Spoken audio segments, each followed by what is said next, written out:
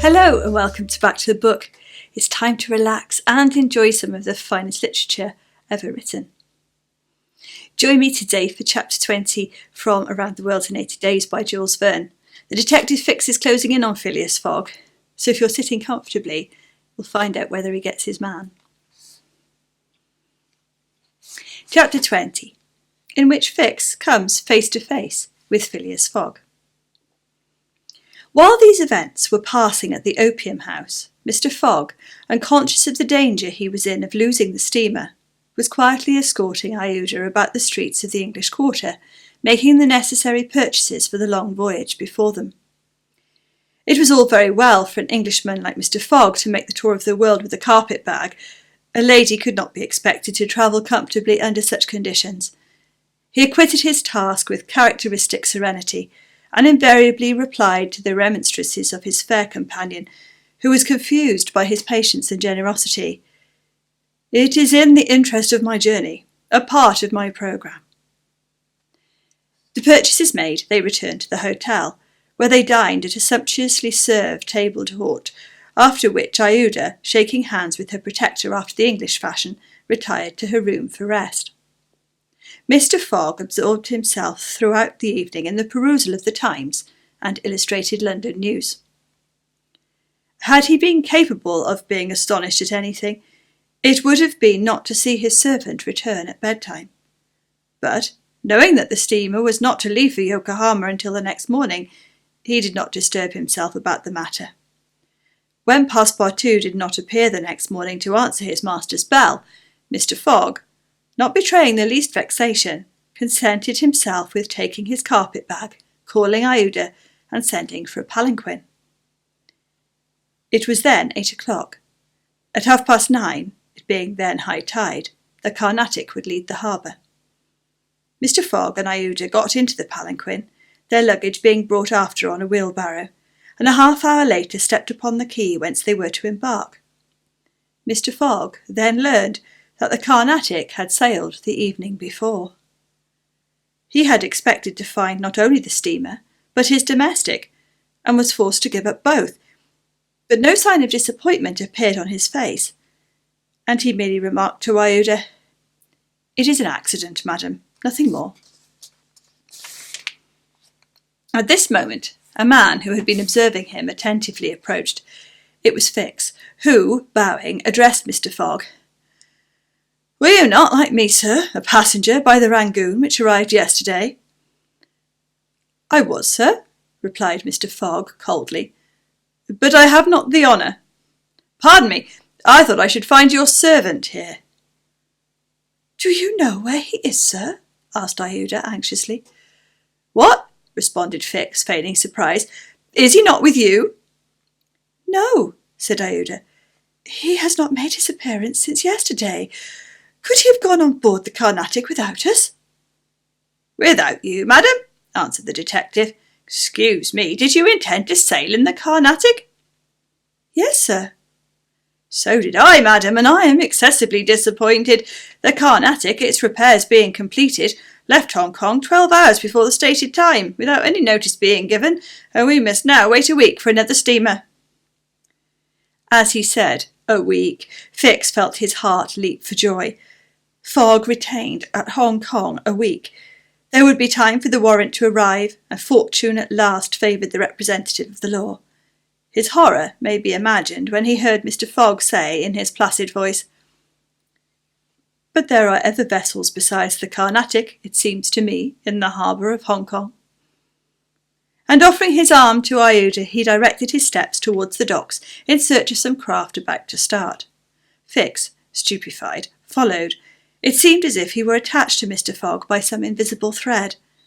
Chance, however, appeared really to have abandoned the man it had hitherto served so well. For 3 hours Phileas Fogg wandered about the docks, with the determination, if necessary, to charter a vessel to carry him to Yokohama, but he could only find vessels which were loading or unloading, and which could not therefore set sail. Fix began to hope again. But Mr. Fogg, far from being discouraged, was continuing to search, resolved not to stop if he had to resort to Macao, when he was accosted by a sailor on one of the wharves. Is your honour looking for a boat? Have you a boat ready to sail?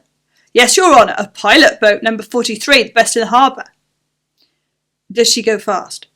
Between 8 and 9 knots an hour. Will you look at her? Yes. Your honour will be satisfied with her. It is for a sea excursion.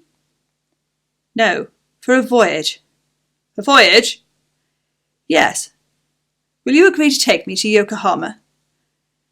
The sailor leaned on the railing, opened his eyes wide, and said, Is your honour joking? No, I have missed the Carnatic, and I must get to Yokohama by the 14th at the latest, to make the boat for San Francisco. I'm sorry, said the sailor, but it's impossible.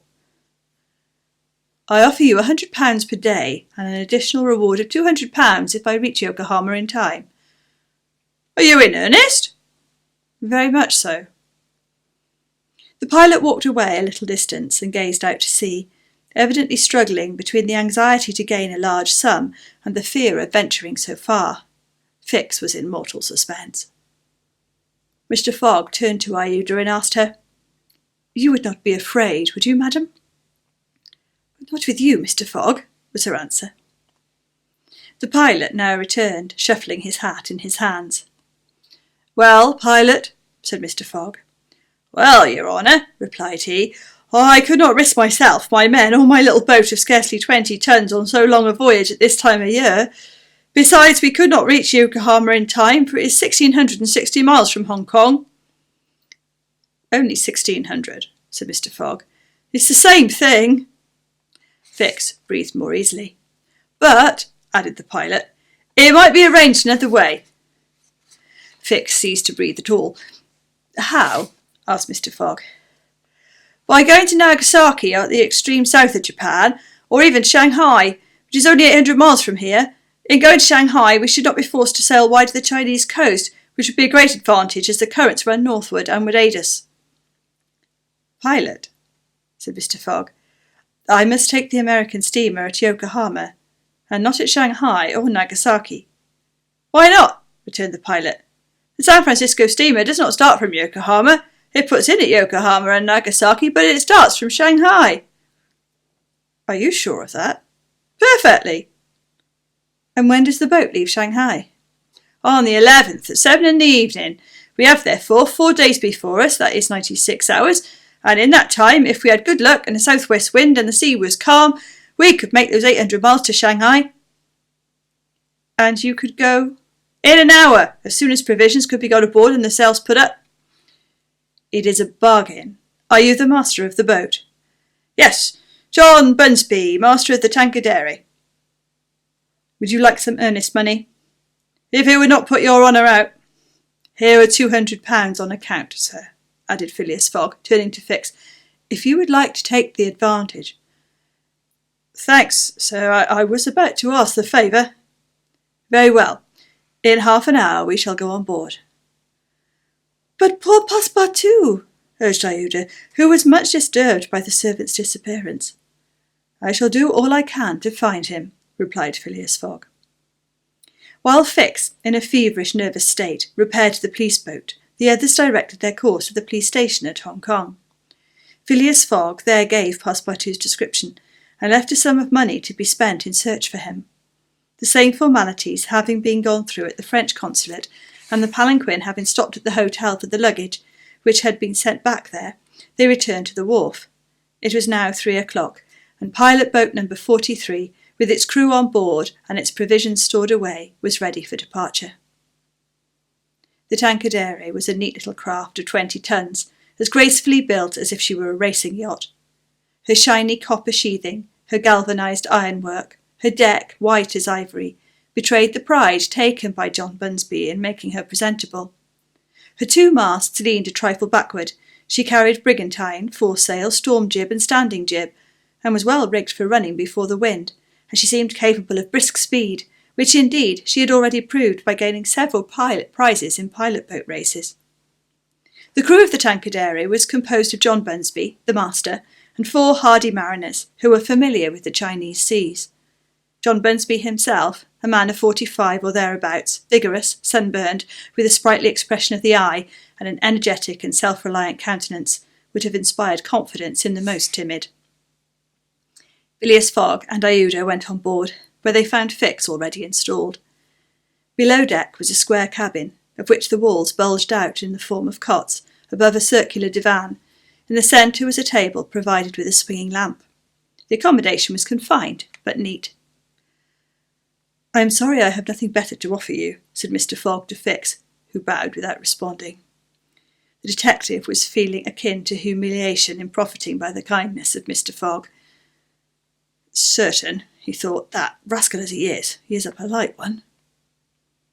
The sails of the English flag were hoisted in 10 minutes past 3.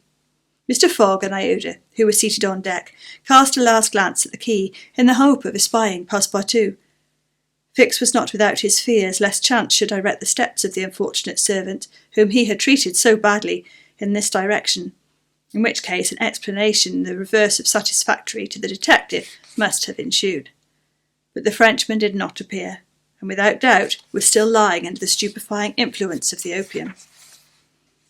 John Bunsby, master, at length gave the order to start, and the Tankadere, taking the wind under her brigantine, foresail and standing jib, bounded briskly forward over the waves. Chapter 21, in which the master of the Tankadere runs great risk of losing a reward of £200. The voyage of 800 miles was a perilous venture, on a craft of 20 tons, and at that season of the year. The Chinese seas are usually boisterous, subject to terrible gales of wind, and especially during the equinoxes, and it was now early November. It would clearly have been to the master's advantage to carry his passengers to Yokohama, since he was paid a certain sum per day, but he would have been rash to attempt such a voyage, and it was imprudent even to attempt to reach Shanghai. But John Bunsby believed in the Tankadere, which rode on the waves like a seagull, and perhaps he was not wrong. Late in the day, they passed through the capricious channels of Hong Kong, and the Tankadere, impelled by favourable winds, conducted herself admirably. "I do not need, pilot," said Phileas Fogg, when they had got into the open sea, "to advise you to use all possible speed." "Trust me, your honour, we are carrying all the sail the wind will let us. The poles would add nothing, and are only used when you are going into port." "It's your trade, not mine, pilot, and I confide in you." Phileas Fogg, with body erect and legs wide apart, standing like a sailor, gazed without staggering at the swelling waters. The young woman, who was seated aft, was profoundly affected as she looked out upon the ocean, darkening now with the twilight, on which she had ventured in so frail a vessel. Above her head rustled the white sails, which seemed like great white wings. The boat, carried forward by the wind, seemed to be flying in the air. Night came. The moon was entering her first quarter, and her insufficient light would soon die in the mist on the horizon. Clouds were rising from the east, and already overcast a part of the heavens. The pilot had hung out his lights, which was very necessary in these seas crowded with vessels bound landward, for collisions were not uncommon occurrences, and at the speed she was going the least shock would shatter the gallant little craft. Fix, seated in the bow, gave himself up to meditation. He kept apart from his fellow travellers, knowing Mr. Fogg's taciturn tastes. Besides, he did not quite like to talk to the man whose favours he had accepted. He was thinking, too, of the future. It seemed certain that Fogg would not stop at Yokohama, but would at once take the boat for San Francisco, and the vast extent of America would ensure him impunity and safety. Fogg's plan appeared to him the simplest in the world. Instead of sailing directly from England to the United States like a common villain, he had traversed 3/4 of the globe so as to gain the American continent more surely, and there, after throwing the police off his track, he would quietly enjoy himself with the stolen fortune from the bank. But, once in the United States, what should he, Fix, do? Should he abandon his man? No, 100 times no. Until he had secured his extradition, he would not lose sight of him for an hour. It was his duty, and he would fulfil it to the end. At all events, there was one thing to be thankful for. Passepartout was not with his master, and it was above all important, after the confidences Fix had imparted to him, that the servant should never have speech with his master. Phileas Fogg was also thinking of Passepartout, who had so strangely disappeared. Looking at the matter from every point of view, It did not seem to him impossible that, by some mistake, the man might have embarked on the Carnatic at the last moment, and this was also Iuda's opinion, who regretted very much the loss of the worthy fellow to whom she owed so much. They might then find him in Yokohama, for if the Carnatic was carrying him thither, it would be easy to ascertain if he had been on board. A brisk breeze arose about 10 o'clock, but though it might have been prudent to take in the reef, the pilot, after carefully examining the heavens, let the craft remain rigged as before. The Tankadere bore sail admirably, as she drew a great deal of water, and everything was prepared for high speed in case of a gale. Mr. Fogg and Iuda descended into the cabin at midnight, having been already preceded by Fix, who had lain down on one of the cots. The pilot and crew remained on deck all night. At sunrise the next day, which was November the 8th, the boat had made more than 100 miles. The log indicated a mean speed of between 8 and 9 miles.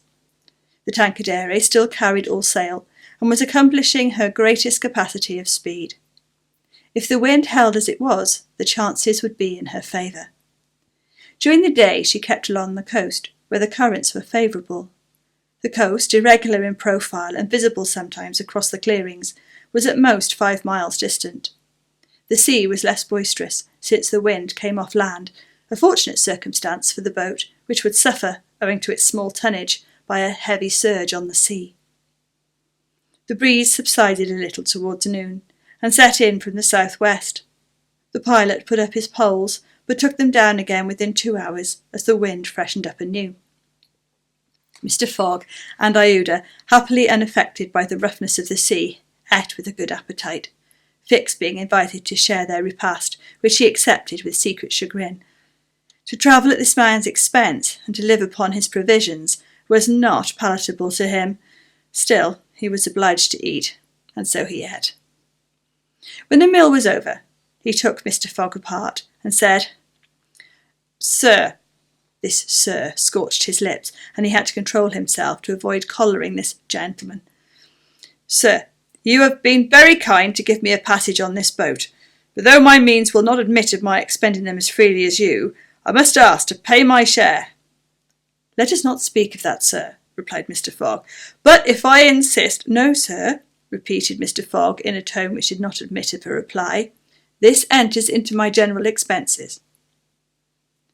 Fix, as he bowed, had a stifled feeling, and going forward, where he ensconced himself, did not open his mouth for the rest of the day. Meanwhile, they were progressing famously, and John Bunsby was in high hope. He several times assured Mr. Fogg that they would reach Shanghai in time, to which that gentleman responded that he counted upon it. The crew set to work in good earnest, inspired by the reward to be gained. There was not a sheet which was not tightened, not a sail which was not vigorously hoisted, not a lurch could be charged to a man at the helm. They worked as desperately as if they were contesting in a royal yacht regatta. By evening, the log showed that 220 miles had been accomplished from Hong Kong, and Mr. Fogg might hope that he would be able to reach Yokohama without recording any delay in his journey, in which case the only misadventure which had overtaken him since he had left London would not seriously affect his journey. The Tankadere entered the Straits of Fokien, which separate the island of Formosa from the Chinese coast, in the small hours of the night, and crossed the Tropic of Cancer. The sea was very rough in the straits, full of eddies formed by the counter-currents, and the chopping waves broke her course, while it became very difficult to stand on deck. At daybreak, the wind began to blow hard again, and the heavens seemed to predict a gale. The barometer announced a speedy change, the mercury rising and falling capriciously. The sea, also in the south-east, raised long surges which indicated a tempest. The sun had set the evening before in a red mist, in the midst of the phosphorescent scintillations of the ocean. John Bunsby long examined the threatening aspect of the heavens, muttering indistinctly between his teeth. At last he said in a low voice to Mr. Fogg, "Shall I speak out to your honour?" "Of course." "Well, we are going to have a squall." "Is the wind north or south?" asked Mr. Fogg quietly. "South. Look, a typhoon is coming up." "Glad it's a typhoon from the south, for it will carry us forward." "Oh, "If you take it that way," said John Bunsby, "I've nothing more to say." John Bunsby's suspicions were confirmed. At the least advanced season of the year, a typhoon, according to the famous meteorologist, would have passed away like a luminous cascade of electrical flame, but in the winter equinox it was to be feared that it would burst upon them with great violence. The pilot took his precautions in advance. He reefed all sail, the pole masts were dispensed with, all hands went forward to the bows. A single triangular sail of strong canvas was hoisted as the storm jib, so as to hold the wind from behind. Then they waited.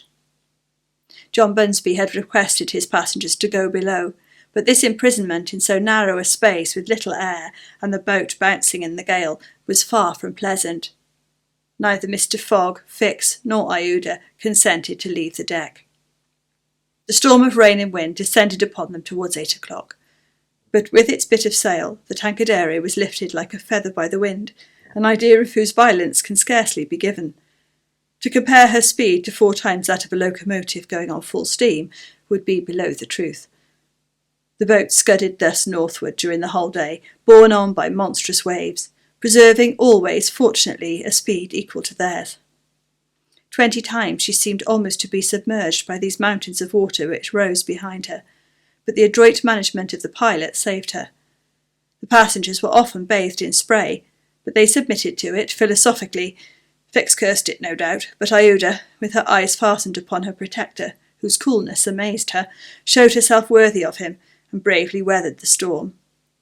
As for Phileas Fogg, it seemed just as if the typhoon were a part of his programme. Up to this time, the Tankadere had always held her course to the north, but towards evening the wind, veering 3/4, bore down from the northwest.